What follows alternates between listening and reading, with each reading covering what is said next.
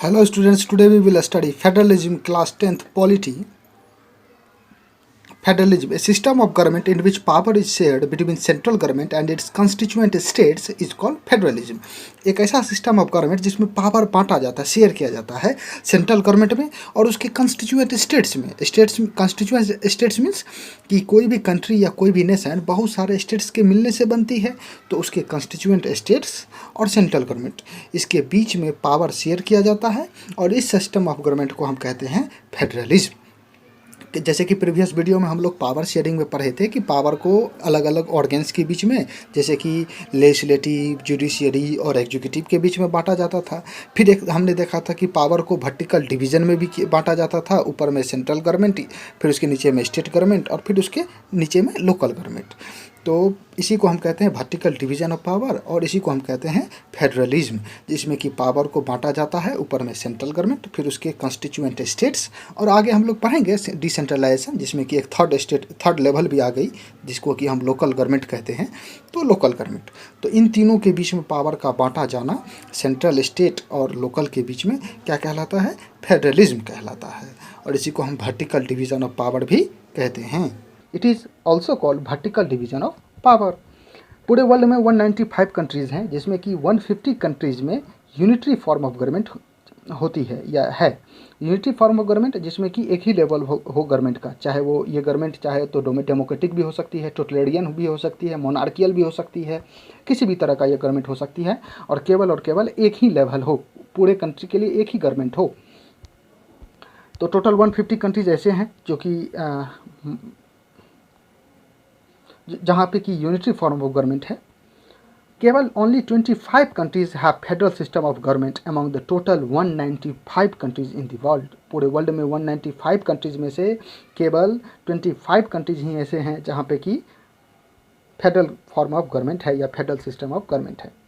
तो आप ये मैप देख सकते हैं, यहाँ पर ग्रीन कलर में जितने भी हैं कंट्रीज़ वहाँ पर फेडरल सिस्टम ऑफ गवर्नमेंट है, जबकि ब्लू कलर वाले में यूनिटरी फॉर्म ऑफ गवर्नमेंट है। अब ये यूनिटरी चाहे टोटलेरियन हो, टोटलेरियन मीन्स जहाँ की एक ही पार्टी की गवर्नमेंट हो, एक ही तरह का गवर्नमेंट हो, कोई और पार्टी वहाँ पर फॉर्म ही नहीं कर सकती। टोटलेरियन मीन्स चाइना, जैसे कि वहाँ पर केवल एक ही पार्टी की गवर्नमेंट बनती है हमेशा, तो चाहे वो हो सकता है या मोनार्कियल भी हो सकता है, जैसे कि सऊदी अरबिया वगैरह में है मोनार्कियल फॉर्म ऑफ गवर्नमेंट है। तो ये इसे हम कहते हैं यूनिटरी, इस सभी को मिलाकर हम एक रखते हैं और उसे हम कहते हैं यूनिटरी फॉर्म ऑफ गवर्नमेंट, जहाँ पे कि केवल एक ही लेवल ऑफ गवर्नमेंट हो। और ग्रीन कलर वाले में जितने भी हम देखते हैं, यहाँ 2 या 2 से ज़्यादा लेवल ऑफ गवर्नमेंट हैं, सबकी अपनी अपनी कुछ पावर्स हैं। तो हम लोग फेडरलिज्म को जब डिटेल में पढ़ेंगे आगे तो हम लोग समझेंगे। तो ये ग्रीन कलर वाले जितने भी हैं वो कौन से हैं? तो फेडरल सिस्टम ऑफ गवर्नमेंट वाले कंट्री हैं, जबकि ब्लू कलर वाले यूनिटरी फॉर्म ऑफ गवर्नमेंट या सिस्टम ऑफ गवर्नमेंट वाले कंट्री हैं। जैसे कि आप यहाँ USA देख सकते हैं, यहाँ ब्राज़ील है, ये ऑस्ट्रेलिया है, हमारा इंडिया है, पाकिस्तान भी है, ये चाइना है, देखिए यहाँ पर नहीं है। यहाँ पे सऊदी अरबिया वगैरह हैं, तो आप यहाँ भी देख सकते हैं, यहाँ भी नहीं है। System of government unitary and federalism, only one level of government for the entire nation. पूरे इंटायर नेशन के लिए केवल एक ही फॉर्म ऑफ गवर्नमेंट होगा, एक ही लेवल ऑफ गवर्नमेंट होगा। ऐसा हो सकता है कि एडमिनिस्ट्रेशन के लिए अलग अलग यूनिट्स में बांट दिया गया हो, अलग अलग स्टेट में बांट दिया गया हो, लेकिन जितने भी सब यूनिट्स होंगे वो सेंट्रल गवर्नमेंट का ही सब ऑर्डिनेट होंगे, उसी का एक भाग होगा।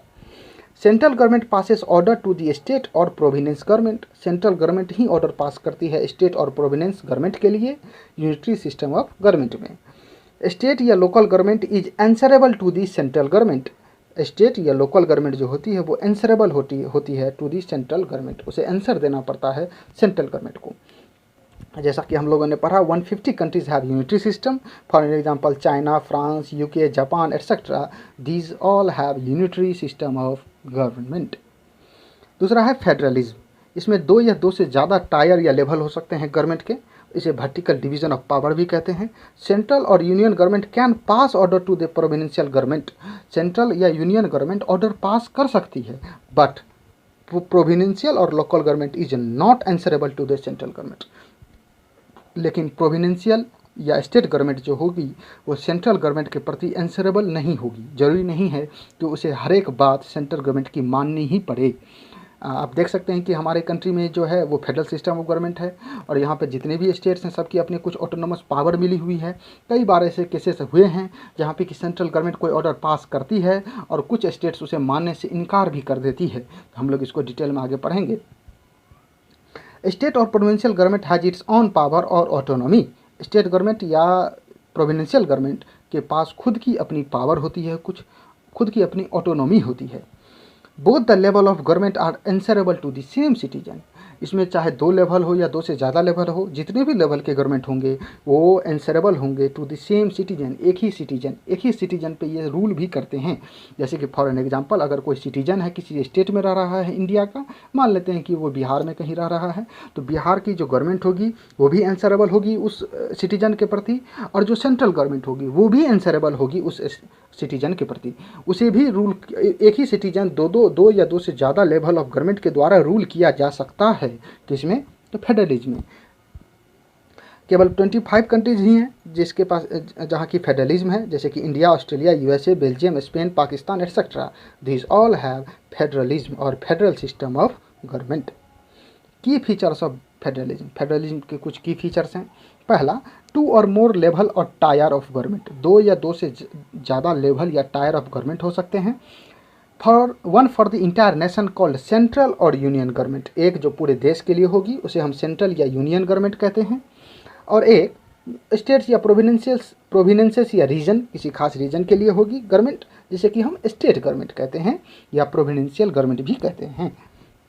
नोट में है यहाँ ध्यान देने वाली बात कि देयर इज अनदर लेवल और third level called local government, और एक थर्ड लेवल ऑफ गवर्नमेंट भी हो सकती है जिसे कि हम लोकल गवर्नमेंट कहते हैं। जैसे कि हमारे कंट्री में एक थर्ड लेवल ऑफ गवर्नमेंट है, डिसेंट्रलाइजेशन है। जब हम लोग आगे पढ़ेंगे तो हम लोग इसको डिटेल में समझेंगे कि एक थर्ड लेवल ऑफ गवर्नमेंट भी ऐड की गई, और जिसमें कि गाँव के लिए, रूरल एरियाज़ के लिए पंचायत होती है और शहरों के लिए म्यूनिसिपलिटीज़। दूसरा की फीचर है, same citizen is govern by all levels but each level has its on jurisdiction for legislation, taxation and administration. एक ही सिटीजन गवर्न किया जाता है हर एक लेवल के द्वारा, लेकिन each level has its on jurisdiction. सभी का अपना ज्यूरिसडिक्शन होता है, लेजिस्लेशन को लेकर, टैक्सेशन को लेकर या एडमिनिस्ट्रेशन को लेकर। Jurisdiction, what is jurisdiction? The area over which someone has legal authority। कुछ एरिया जिसके ऊपर में किसी का लीगल अथॉरिटी हो उसे हम ज्यूरिसडिक्शन कहते हैं।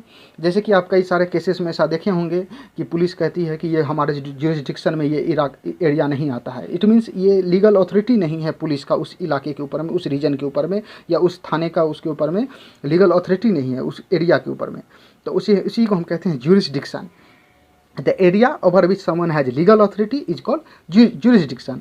अब ये एरिया जरूरी नहीं है कि ये जोग्राफिकल भी ही होगा, ये किसी भी सब्जेक्ट्स को लेकर भी हो सकता है कि ये सब्जेक्ट्स, ये मामले सेंट्रल गवर्नमेंट के हैं तो कुछ मामले स्टेट गवर्नमेंट के हैं।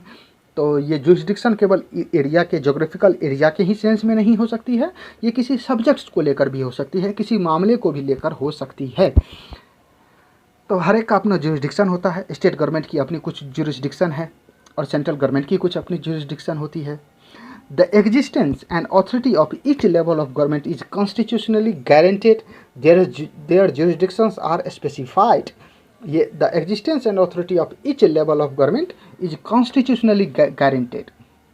हमारे कॉन्स्टिट्यूशन में ये गारंटी दी गई है कि हर एक का क्या अपना ज्यूरिसडिक्शन होगा, हर एक लेवल की, यानी सेंट्रल गवर्नमेंट की और स्टेट गवर्नमेंट की क्या ज्यूरिसडिक्शन होगी, कॉन्स्टिट्यूशनली इसे गारंटेड किया गया है। इसका एग्जिस्टेंस, इसका अथॉरिटी कहाँ से मिलती है? तो हमारे संविधान से, हमारे कॉन्स्टिट्यूशन में ये डिफाइन किया गया है। जैसे कि फॉर एन एग्जांपल लेजिस्लेशन है, कानून बनाने का, कि किन किन मामलों पे कानून बनाया जा सकता है। ये हमारे कॉन्स्टिट्यूशन में आर्टिकल 245 लेजिस्लेशन के लिए आर्टिकल 245 से लेकर 255 तक ये स्पेसिफाई किया हुआ है कि किन किन सब्जेक्ट्स के ऊपर में कानून बनाने का अधिकार सेंट्रल गवर्नमेंट को है और किन विषयों के ऊपर में स्टेट गवर्नमेंट को है।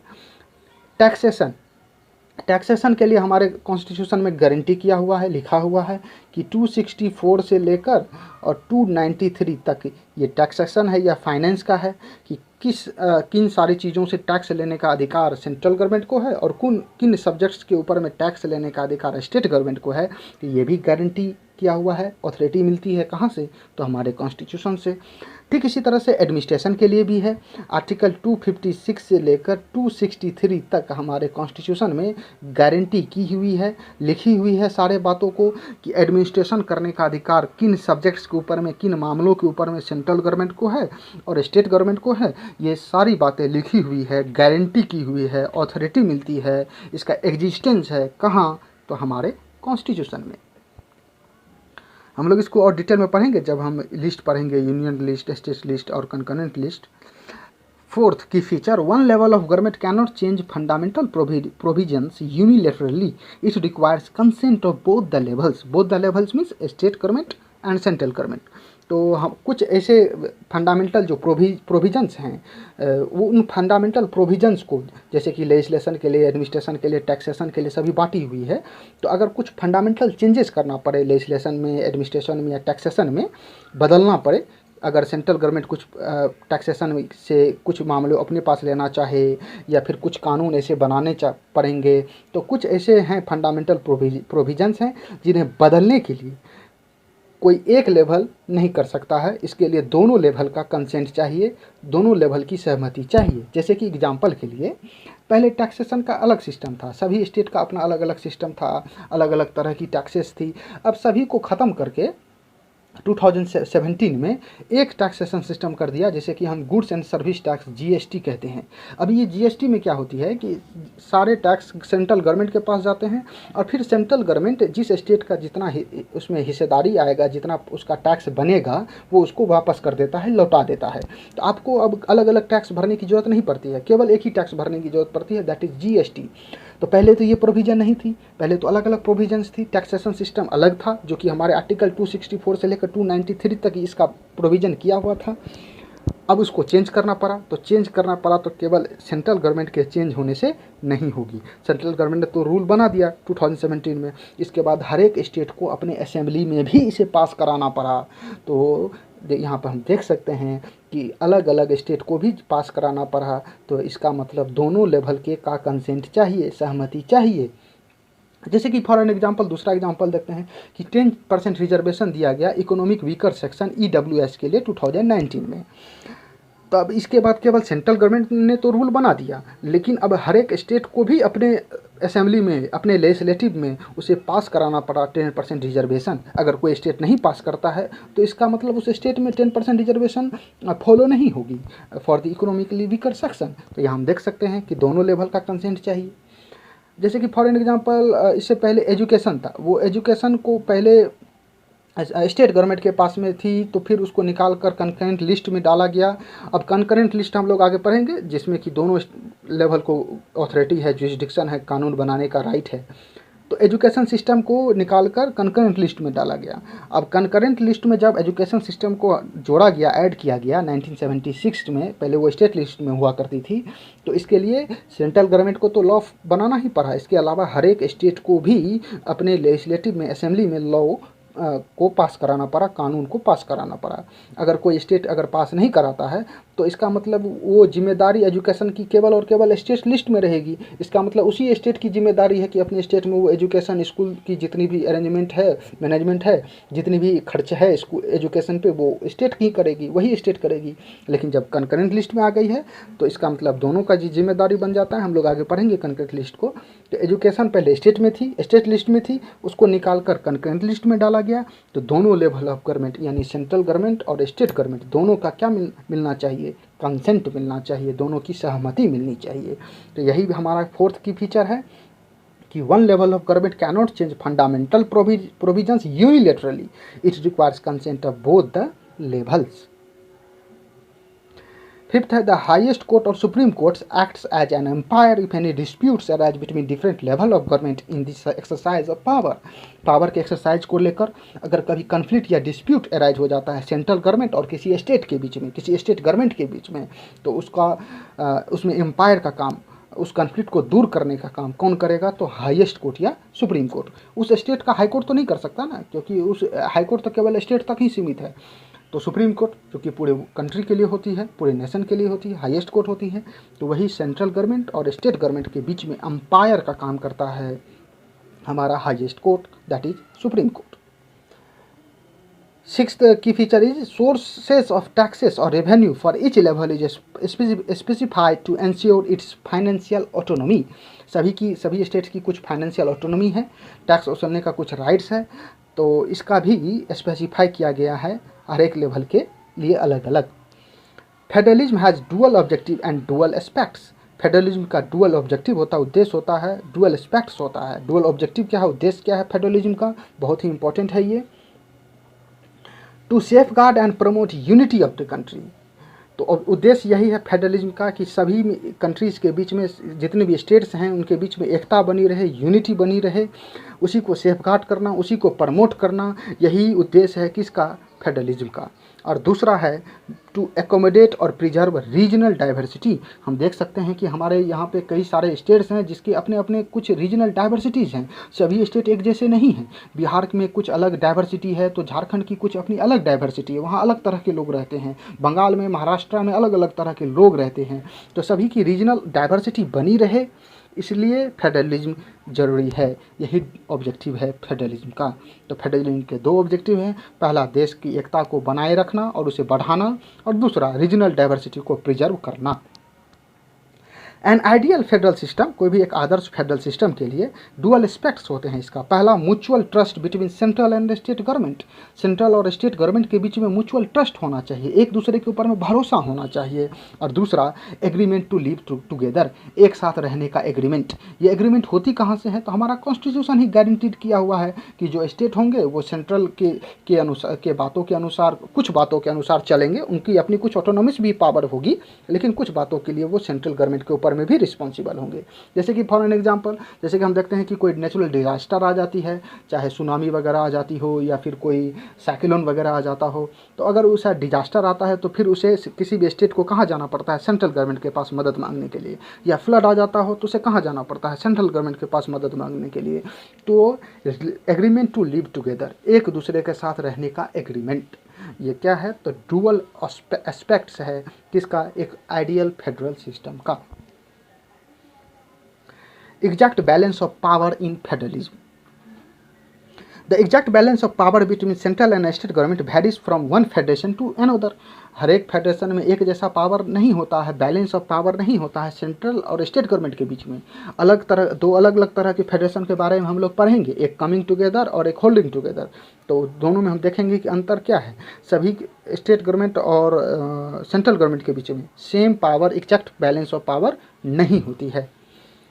हर एक कंट्री में, अलग अलग कंट्री में फेडरलिज्म के जो कई सारे देश हैं, 25 कंट्रीज हैं, तो सब में अलग अलग तरह की सिस्टम है, बैलेंस ऑफ पावर है।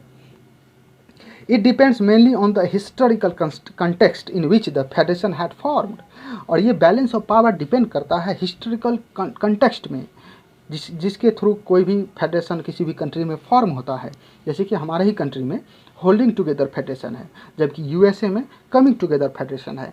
कमिंग टुगेदर फेडरेशन यूएसए में इसलिए है क्योंकि वहाँ पे सभी स्टेट्स, अलग अलग स्टेट्स थे, छोटे छोटे स्टेट्स थे, वे सभी एक साथ मिलकर दोस्ती कर लिए, एक साथ मिलकर हाथ मिलाकर एक बन गए। और एक इसलिए बन गए ताकि उनकी अपनी सॉवरेनिटी, अपनी ताकत बनी रहे, क्योंकि बहुत छोटे छोटे स्टेट्स हैं ना, तो अकेले अपनी सिक्योरिटी को तो वो संभाल नहीं सकते ना, तो उसे बहुत सारे स्टेट्स आपस में मिलकर एक बड़ा यूनिट बन जाते हैं, तो वो है कमिंग टुगेदर। और उनका एक हिस्टोरिकल कंटेक्स्ट है, हम इतिहास में देख सकते हैं कि वो अलग अलग कॉलोनीज में थे, अलग अलग भागों में बटे हुए थे, वो सभी मिलकर एक बने, यूएसए बना, अमेरिका बना। जबकि हमारा कंट्री पहले एक था और एक होकर अंदर में कई सारे पार्ट्स में बटे हुए थे। तो हम लोग इस दोनों को डिटेल में पढ़ेंगे।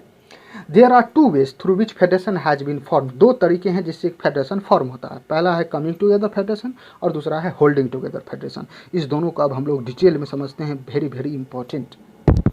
Coming together federation and holding together. First, coming together. Independent states come together to form a bigger unit by strengthening or pooling sovereignty and retaining identity to increase their security. Independent states, छोटे छोटे states एक साथ मिलकर आते हैं, एक बड़ा unit बनाते हैं। क्यों? तो बाय स्ट्रेंथनिंग सोवर्जिनिटी, अपनी अखंडता को, सोवर्जिनिटी को बचाए रखने के लिए, ताकत देने के लिए, एंड रिटेनिंग आइडेंटिटी, अपनी पहचान को बनाए रखने के लिए, टू इंक्रीज देयर सिक्योरिटी, अपनी सुरक्षा को वो लोग बढ़ाए रखे या बढ़ा दे या इंक्रीज करे, तो अपनी सिक्योरिटी को इंक्रीज करने के लिए ये सभी छोटे छोटे इंडिपेंडेंट स्टेट एक साथ मिलकर आते हैं और इसको हम क्या कहते हैं, coming together. All constituent states have equal power, इसमें जितने भी कॉन्स्टिट्यूएंट स्टेट्स होते हैं कमिंग टुगेदर में, सभी के पास इक्वल पावर होता है and are strong in relation to federal government, और ये एक स्ट्रॉन्ग रिलेशन बनाता है किसके साथ, तो फेडरल गवर्नमेंट के साथ। जैसे कि for an example United states of America, इसमें 50 स्टेट्स हैं, जैसे कि न्यूयॉर्क है, वाशिंगटन डीसी है, शिकागो है, टेक्सास है, मैक्सिको है, कैलिफोर्निया है, बहुत सारे ऐसे 50 स्टेट्स हैं। अब ये सभी तो इंडिपेंडेंट थे। अब इसके बाद अब्राहम लिंकन ने प्रयास किया कि इन सभी को एक करे, तो फिर सभी 50 स्टेट्स एक साथ मिलकर आए, लेकिन इस शर्त पे आए हैं क्योंकि हम लोग सब छोटे छोटे हैं तो अपनी सुरक्षा नहीं कर सकते, हो सकता है कल को फिर कॉलोनी बन जाए, हम लोग के ऊपर में फिर से अटैक हो जाए, तो हम लोगों अपनी सॉवरेनिटी को बनाए रखने के लिए, अपनी आइडेंटिटी को बनाए रखने के लिए, अपनी सिक्योरिटी को इंक्रीज करने के लिए सभी 50 स्टेट्स एक साथ मिलकर एक हो गए।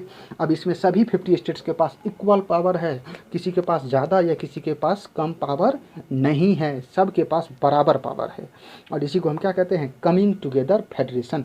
अब इसमें सभी मिलकर सभी इंडिपेंडेंट स्टेट्स की अपनी पावर है और इक्वल पावर है, और लेकिन सभी मिलकर एक बन गए हैं और एक यूनाइटेड बन गए हैं, इसलिए नाम है यूनाइटेड स्टेट्स ऑफ अमेरिका, कि जितने भी स्टेट्स हैं वो एक हो गए हैं, यूनाइटेड हो गए हैं, एक साथ मिलकर आ गए हैं, coming together.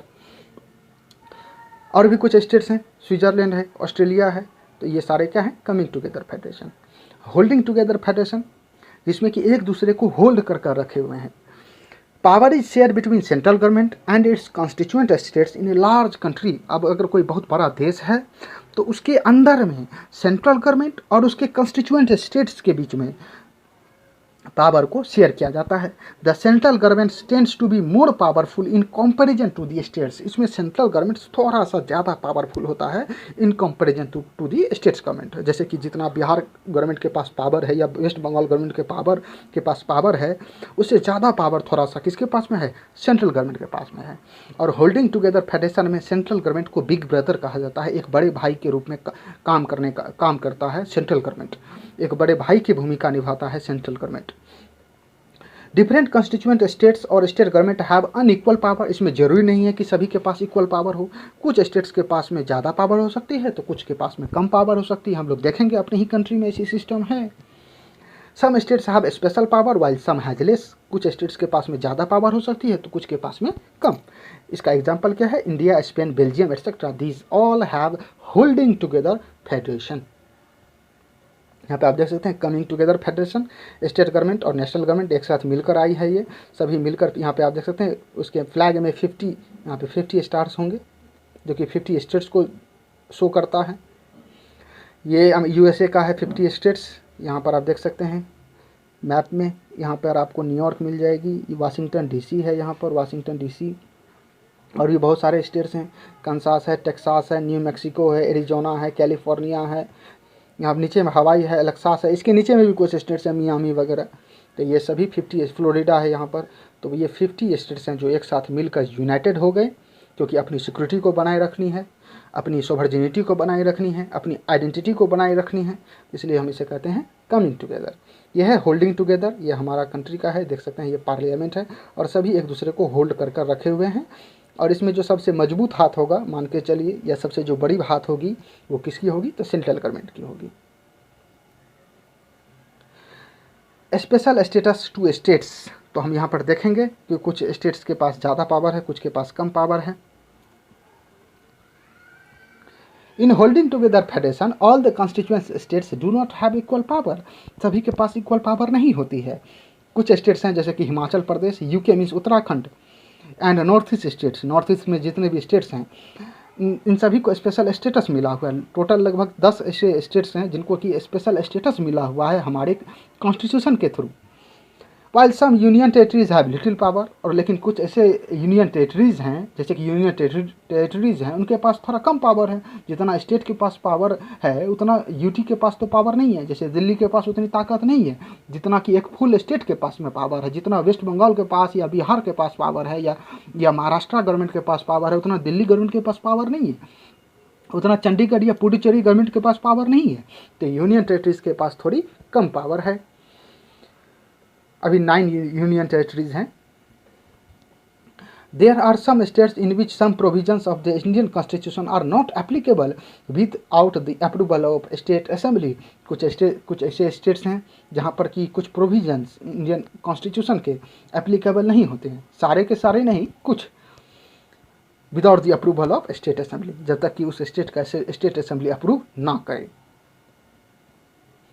Indian who are not permanent resident of these states which have a special power cannot buy land or houses like in Himachal Pradesh, Nagaland और भी बहुत सारे, मिजोरम, इन सारे स्टेट्स में जाकर आप ना तो ज़मीन खरीद सकते हैं ना ही रह सकते हैं. पहले ये जम्मू कश्मीर में भी यही सिस्टम थी, लेकिन जब आर्टिकल 370 और 35 एक ख़त्म हो गई तो अब वहाँ पर लोग जाकर परमानेंट रेसिडेंट्स बन सकते हैं.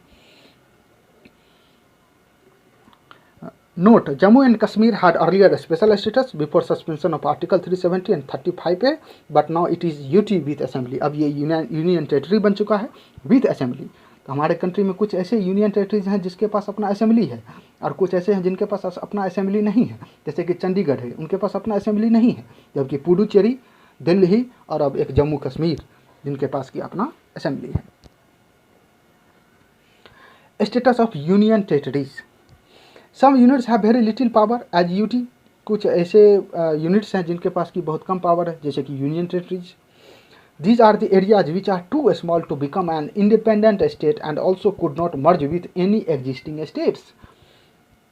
तो ये ऐसे एरिया थे जो कि बहुत ही छोटे थे.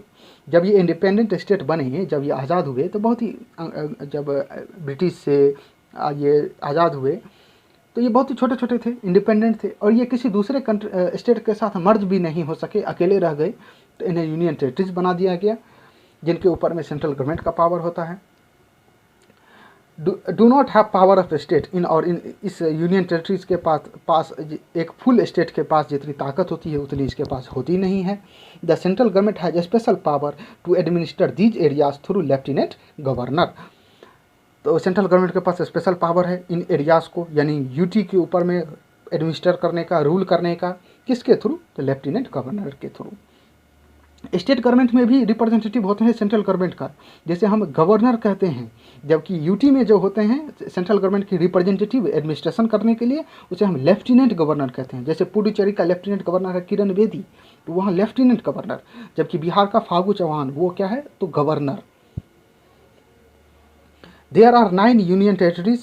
Among these are 3 have state assembly.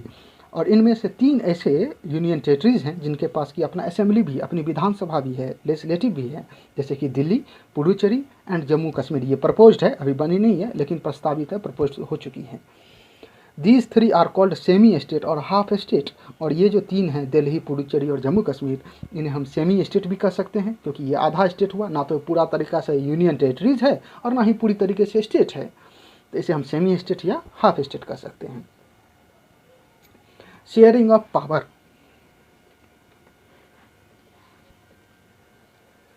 Our constitution guarantees the sharing of power between central government and state government and it is the basic structure of the constitution. ये हम लोगों ने पढ़ा है, अलग अलग आर्टिकल हैं, बटे हुए हैं. The parliament cannot on its own change this arrangement. Parliament अकेला अपना इस अरेंजमेंट को चेंज नहीं कर सकता है. For any change it has to be first passed by both houses of parliament, means lower house, upper house, Lok Sabha और Rajya Sabha, with at least 2/3 majority. तो अगर इस चेंज को बदलना हो, पावर शेयरिंग के में जो अगर कुछ बदलाव करना हो, चेंज करना हो इस स्ट्रक्चर को, बेसिक स्ट्रक्चर को, फंडामेंटल प्रोविजन को, तो 2/3 मेजोरिटी चाहिए दोनों हाउसेस का. Then it has to be confirmed by legislatures. Then it has to be confirmed by legislators of the at least half of the states. और इसके बाद कम से कम आधे हाफ स्टेट्स के लेजिस्लेटिव से या असेंबली से भी पास होना चाहिए, वहाँ की विधानसभा से भी पास होनी चाहिए. तो अगर कभी भी बेसिक स्ट्रक्चर को बदलना हो पावर शेयरिंग का, या फंडामेंटल प्रोविज़न को बदलना हो पावर शेयरिंग का, अगर किसी आगे हम लोग लिस्ट पढ़ेंगे तीनों लिस्ट, तो अगर कंकरेंट लिस्ट में कुछ जोड़ना हो या कंकरेंट लिस्ट से निकालकर यूनियन लिस्ट में डालना हो या यूनियन लिस्ट से स्टेट लिस्ट में कुछ ऐड करना हो, तो 2/3 मेजोरिटी चाहिए, दोनों हाउसेस से पास होनी चाहिए और कम से कम आधे स्टेट की विधानसभाओं से, असेंबली से या लेजिस्लेचर से पास होना भी चाहिए, दोनों होना चाहिए. The Constitution provides 2-tier system of government, the union or central government for the Union of India or the whole country. और ये कॉन्स्टिट्यूशन प्रोवाइड्स करता है, हमारा ही कॉन्स्टिट्यूशन प्रोवाइड करता है 2 टायर ऑफ गवर्नमेंट। पहला यूनियन या सेंट्रल गवर्नमेंट जो कि पूरे नेशन के लिए होता है for the union of India और द होल कंट्री, और दूसरा state government for the states और प्रोविनेंसेस। बाद में एक थर्ड टायर ऑफ गवर्नमेंट भी ऐड किया गया जिसे हम लोकल गवर्नमेंट कहते हैं, जिसमें कि पंचायत और म्यूनिसिपैलिटीज आती है। इसको हम लोग डिटेल में पढ़ेंगे डिसेंट्रलाइजेशन में। The constitution provides a 3-fold distribution of legislative powers between central and state government, so it has 3 list. और हमारा कॉन्स्टिट्यूशन प्रोवाइड करता है 3-fold डिस्ट्रीब्यूशन, 3 तरीके से डिस्ट्रीब्यूट किया गया है लेजिस्लेटिव पावर को। पावर किसकी कहाँ होगी, किसका कौन सा जुरिस्डिक्शन होगा, किस सब्जेक्ट्स के ऊपर में, किस मामले के ऊपर में कानून बनाने का किसके पास राइट होगा, ये हमारा कॉन्स्टिट्यूशन प्रोवाइड करता है। और इस तरह से हम कह सकते हैं कि 3 लिस्ट बने हुए हैं। ऑल द सब्जेक्ट्स और jurisdiction have been listed in this 3 list, और इन्हीं 3 लिस्ट में सारे सब्जेक्ट्स और जुरिस्डिक्शन को लिस्टेड किया गया है, ऐड किया गया है, बटे हुए हैं कि किनके ऊपर में कानून बनाने का किनका अधिकार होगा, स्टेट गवर्नमेंट का किस पे होगा, सेंट्रल गवर्नमेंट का किस पे होगा, और दोनों पे किसका होगा। तो हम लोग देखते हैं। पहला है union list. The central government has legal authority to make laws relating to the subjects mentioned in this list. Union list में जो भी सब्जेक्ट्स हैं, जो भी विषय हैं, मामले हैं, उनके ऊपर में लीगल अथॉरिटी कानून बनाने का किसके पास है, तो सेंट्रल गवर्नमेंट के पास में है या यूनियन गवर्नमेंट के पास में है, इसलिए यूनियन लिस्ट नाम है। It include subject on which a uniform policy is required through out the country that of national importance. अगर कोई नेशनल इंपॉर्टेंस की बात है, पूरे देश की बात है, पूरे देश के लिए अगर कानून बनाने की जरूरत पड़ेगी, तो ऐसे सभी सब्जेक्ट्स किस में इंक्लूड हैं, यूनियन लिस्ट में इंक्लूड हैं। जैसे कि अभी कुछ दिन पहले NRC CA वाली चल रही थी मैटर, तो उसमें कानून बनाने का राइट किसके पास में है, सेंट्रल गवर्नमेंट के पास में है, क्योंकि सिटीजनशिप कौन देता है, सेंट्रल गवर्नमेंट देता है। It has subjects like defence of country, देश की सुरक्षा, डिफेंस, फॉरेन अफेयर्स कि पाकिस्तान के साथ या चाइना के साथ रिलेशन कैसा हो ना हो, ये सभी मामले किसके पास में है, तो सेंट्रल गवर्नमेंट के पास में है। और कौन सी लिस्ट में है ये सभी, तो यूनियन लिस्ट में। बैंकिंग, कम्युनिकेशन, करेंसी नोट बदलना है नहीं बदलना है, ये सभी मामले किसके पास में है, सेंट्रल गवर्नमेंट के पास, यूनियन लिस्ट में है, लिस्टेड है। इंश्योरेंस, सेंसस, जनगणना जो होती है, citizenship, railway, post office, minerals, atomic energy, sea, ocean, air तक के ऊपर में पूरा का पूरा राइट किसका है, तो यूनियन गवर्नमेंट के पास में। कोई स्टेट ये नहीं कह सकता कि हम अपने ऊपर से एरोप्लेन को उड़कर जाने नहीं देंगे, ऐसा वो कह नहीं सकता, क्योंकि एयर के ऊपर में भी किसका अधिकार है कानून बनाने का, सेंट्रल गवर्नमेंट के पास। और ये सभी किस में है, यूनियन लिस्ट में है। पहले इनिशियली जब हमारा कॉन्स्टिट्यूशन बना था तो इसमें 97 सब्जेक्ट्स थे, ऐसे ऐसे 97 मामले थे, विषय थे, लेकिन अब ये बढ़कर 100 हो गई है, 100। Note the first list of 7th schedule of constitution is union list. तो 7th शेड्यूल के पहले लिस्ट को हम कहते हैं यूनियन लिस्ट। हमारे कॉन्स्टिट्यूशन में जब हमारा कॉन्स्टिट्यूशन बना था तो उस समय 395 आर्टिकल थे, अभी 448 हो चुकी है। और हमारा कॉन्स्टिट्यूशन में पहले 22 पार्ट था, 22, अब ये 25 हो चुकी है। पहले 8 शेड्यूल था, 8 ही शेड्यूल थी, अब बढ़कर 12 हो गई है, 12 शेड्यूल हो गया है। तो शेड्यूल में केवल लिस्टेड चीज़ रहती है, जितनी भी लिस्ट में कोई चीज़ बनी हो वो सारे के सारे शेड्यूल में है। जैसे कि हम लोग पढ़ेंगे 8 शेड्यूल आगे, जिसमें कि सारे लैंग्वेजेस को शामिल किया गया है, इंक्लूड किया गया है। तो शेड्यूल मतलब मान के चलेंगे कि उसमें लिस्ट दिया हुआ है, जैसे हम कोई भी शॉपिंग करने जाते हैं तो लिस्ट बनाते हैं, तो ठीक उसी तरह से सारी बातें लिस्टेड होती है, किस में, तो शेड्यूल में। तो 7th शेड्यूल जो है, 7 नंबर का जो शेड्यूल है, उसका पहला लिस्ट कौन सा लिस्ट है, यूनियन लिस्ट है। हालांकि ये NCERT के अकॉर्डिंग नहीं है, आपको जानना जरूरी नहीं है, लेकिन आप एक्स्ट्रा नॉलेज के लिए जान सकते हैं। इसके बाद state list, subjects on which state government alone can make loss, जिसके ऊपर में केवल और केवल स्टेट गवर्नमेंट कानून बना सकती है, उसे हम स्टेट लिस्ट कहते हैं। जिस सब्जेक्ट्स के ऊपर में it contain subjects of state and local importance, जो लोकल इंपॉर्टेंस की या सब्जेक्ट्स के या स्टेट के इंपॉर्टेंस की बात हो, तो ऐसे सब्जेक्ट्स के ऊपर में, ऐसे विषयों के ऊपर में कानून बनाने का अधिकार किसके पास में है, तो स्टेट गवर्नमेंट के पास में है। और ऐसे लिस्ट को हम क्या कहते हैं, स्टेट लिस्ट कहते हैं। जैसे कि पुलिस, तो हर एक स्टेट का अपना अलग अलग पुलिस होता है, तो स्टेट ये स्टेट लिस्ट में आती है। ट्रेड, कॉमर्स, एग्रीकल्चर, इरिगेशन, खेतों तक पानी पहुंचाने का काम, पब्लिक हेल्थ, हॉस्पिटल्स वगैरह, प्रिजन्स, जेल, टोल टैक्स, इंटरटेनमेंट भी आती है स्टेट लिस्ट में। आप देखे होंगे कि कुछ फिल्म्स को टैक्स फ्री कर दिया जाता है, कुछ स्टेट्स अगर अच्छी मूवी होती है तो स्टेट अपने स्टेट में उस फिल्म के ऊपर से टैक्स ख़त्म कर देती है, टैक्स फ्री कर देती है।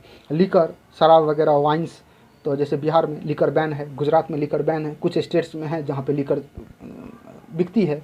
ये स्टेट लिस्ट में है, ये स्टेट के ऊपर में है कि वो अपने स्टेट में लीकर बेचना चाहती है या नहीं चाहती है।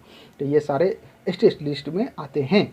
और ऐसे टोटल इनिशियली 66 सब्जेक्ट्स थे, लेकिन अभी कितने हैं तो 61, 5 माइनस हो गए हैं, घट गए हैं। Note the second list of 7th schedule is state list, और 7th शेड्यूल में ही सारे लिस्ट हैं। तो 7th शेड्यूल के पहला लिस्ट था यूनियन लिस्ट, और सेकेंड लिस्ट कौन सा है, स्टेट लिस्ट। इसके बाद तीसरा है कनकरेंट लिस्ट, सब्जेक्ट्स जिसके ऊपर में बोथ सेंट्रल गवर्नमेंट और स्टेट गवर्नमेंट के पास में लॉ बनाने का राइट हो, उसे हम कहते हैं कनकरेंट लिस्ट। दोनों इस पर कानून बना सकते हैं, दोनों की ये जिम्मेदारी है, रिस्पॉन्सिबिलिटी है। It contain subjects of common interest to the both the central and state government. इसमें ऐसे विषय हैं, सब्जेक्ट्स हैं जिसके ऊपर में कॉमन इंटरेस्ट हो दोनों लेवल ऑफ गवर्नमेंट का, सेंट्रल और स्टेट गवर्नमेंट का। If the law made by both the level of government conflicts, the law made by central government will overcome or succeed. अगर कोई कानून दोनों गवर्नमेंट ने बना दिया, अब दोनों गवर्नमेंट के द्वारा बनाया हुआ कानून एक दूसरे को कन्फ्लिक्ट करता है, एक दूसरे से टकराव है दोनों के कानून में, कंकरेंट लिस्ट के किसी सब्जेक्ट के ऊपर में बने हुए कानून को लेकर, लॉ को लेकर, तो ऐसे सिचुएशन में सेंट्रल गवर्नमेंट के द्वारा बनाया हुआ कानून ही ओवरकम करेगा, सक्सीड करेगा, वही सुपीरियर होगा। किस सब्जेक्ट्स के ऊपर में, तो जो कंकरेंट लिस्ट में है। जैसे कि एजुकेशन, पहले ये स्टेट लिस्ट में थी, और मैंने आपको बताया 1976 में फिर ये कंकरेंट लिस्ट में आ गई है। तो एजुकेशन की जिम्मेदारी दोनों की है, स्टेट गवर्नमेंट की भी है और सेंट्रल गवर्नमेंट की है। जैसे कि एक सर्व शिक्षा अभियान जिसके थ्रू स्कूल्स में मिड डे मील, यूनिफॉर्म्स के लिए कपड़े दिए जाते हैं, साइकिल्स के लिए, बाईसाइकिल के लिए पैसा दिया जाता है। तो ये इनके ऊपर में जो एक्सपेंडिचर आता है, जो खर्च आता है, वो सेंट्रल गवर्नमेंट भी देती है और स्टेट गवर्नमेंट भी देती है। ये रेशियो 60-40 का है। अब ये बात डिमांड चल रही है कि सेंट्रल गवर्नमेंट कर रही है कि हम ज़्यादा एक्सपेंडिचर, ज़्यादा खर्च हो रहा है मेरा, 50-50 करेंगे, लेकिन अभी फ़िलहाल 60-40 के रेशियो में है। कुछ समय पहले ये 65 और 35 के रेशियो में थी। इसके अलावा trade union, forest, marriage, adoption, succession, उत्तराधिकार, सैनिटेशन, साफ सफाई, factories, population control, wild life preservation, ये सारे जो सब्जेक्ट्स हैं ये किस में आते हैं, तो कंकरेंट लिस्ट में आते हैं। और इसके ऊपर में कानून बनाने का, लॉ बनाने का अधिकार दोनों के पास में है। तो ये मैरिज, एडॉप्शन और सक्सेशन ये आते हैं, सिविल मामले हैं, ये है सिविल, ठीक है। दो तरह के केसेस होती है, एक सिविल और एक क्रिमिनल। तो ये सिविल मामले हैं, और आगे चलकर जब यूनिफॉर्म सिविल कोड हमारे कंट्री में आ सकती है, इसके लेकर ये तो मैनिफेस्टो में है, जो अभी गवर्नमेंट है, प्रेजेंट गवर्नमेंट है एनडीए की, बीजेपी की, वो इसका मैनिफेस्टो में है, उसका एम है यूनिफॉर्म सिविल कोड, और ये सिविल मामले हैं। तो इस पर जब कानून बनाएगा मैरिज, एडॉप्शन और सक्सेशन का, तो फिर किसका कानून प्रिवेल करेगा, किसका कानून सुपीरियर होगा, किसके द्वारा बनाया हुआ लॉ सक्सीड करेगा, तो सेंट्रल गवर्नमेंट का। तो इसलिए, और हमारे कॉन्स्टिट्यूशन में लिखा भी है, जब हम लोग डायरेक्टिव प्रिंसिपल पढ़े होंगे क्लास 8 में, तो इसमें ये बातें मेंशन की हुई है कि यूनिफॉर्म सिविल कोड लाया जाए। तो खैर ये अलग डिबेट है। Initially it had 47 subjects but now it has 52 subjects. शुरुआत में इसमें 47 सब्जेक्ट्स थी, लेकिन 5 इसमें बढ़ गई है कंकरेंट लिस्ट में, 61 हो गई है। पहले 66 थी इसमें स्टेट लिस्ट में, और वो 61 हो गई, 5 घट गई, वही 5 इसमें बढ़ गई है, 47 से 52 हो गई है। और third list of 7th schedule को कंकरेंट लिस्ट कहते हैं। कंकरेंट लिस्ट का जो प्रोविज़न है ये ऑस्ट्रेलियन पार्लियामेंट से लिया गया है। ये एक्स्ट्रा नॉलेज है, आप जान सकते हैं कि ऑस्ट्रेलियन पार्लियामेंट से कंकरेंट लिस्ट का प्रोविज़न लिया गया है। Residuary subjects that are not listed in three lists means union, state and concurrent list are known as residuary subjects। तो ऐसे सब्जेक्ट्स को हम कहते हैं रेसिडुअरी सब्जेक्ट्स। जो विषय, जो मामले इन तीनों लिस्ट में ना हो, तो ऐसे सब्जेक्ट्स को हम कहते हैं residuary subjects. These are the subjects that came up after the constitution was made। और ये ऐसे सब्जेक्ट्स हैं जब कॉन्स्टिट्यूशन हमारी बन गई उसके बाद निकल कर आई है। और इसके ऊपर में राइट किसका है कानून बनाने का, लॉ फॉर्म करने का, यूनियन गवर्नमेंट के पास। Union government has the power to make laws on residuary subjects. जैसे कि कंप्यूटर टेक्नोलॉजी, जब हमारा कॉन्स्टिट्यूशन बन रही थी उस समय तो कंप्यूटर नहीं थी, नेटवर्किंग नहीं थी, कोई सोशल मीडिया, फेसबुक, व्हाट्सएप वगैरह कुछ नहीं था इस तरह का, यूट्यूब वगैरह, ट्विटर, ऑनलाइन ट्रांजैक्शन, उस समय तो ऑनलाइन ट्रांजैक्शन नहीं होती थी, क्रिप्टो करेंसी, जो डिजिटल करेंसी होती है उसको क्रिप्टो करेंसी कहते हैं।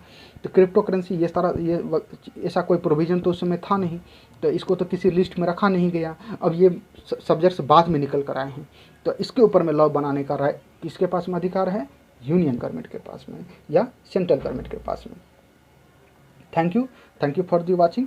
नेक्स्ट हम लोग पढ़ेंगे आगे प्रैक्टिसाइजिंग ऑफ द फेडरलिज्म और decentralisation. So again thank you for the watching.